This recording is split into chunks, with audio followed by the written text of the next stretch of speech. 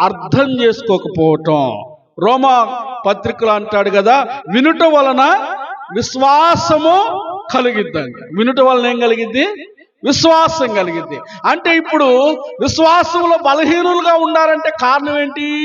దైవజనుడు చెప్తున్నటువంటి మాటలను సరిగ్గా వినకపోవడం, దైవజనుడు బోధించిన బోధను, దైవజనుడు నియమిస్తున్నటువంటి నియమాలను అర్థం చేసుకోకుండా వారికి నచ్చినట్లుగా ఉండడాన్ని బట్టి విశ్వాస జీవితము బలహీనమైపోతుంది. మొదటిగా ఆత్మీయతలో బలహీనత రావడానికి గల కారణం మొట్టమొదటిది ఏంటంటే ఆ విశ్వాసములో బలహీనులుగా ఉండటం.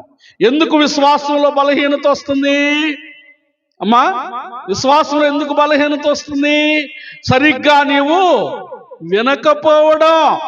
దేవునికి స్తోత్రం, హల్లెలూయా. ఇక్కడ వినాలి. మొట్టమొదటి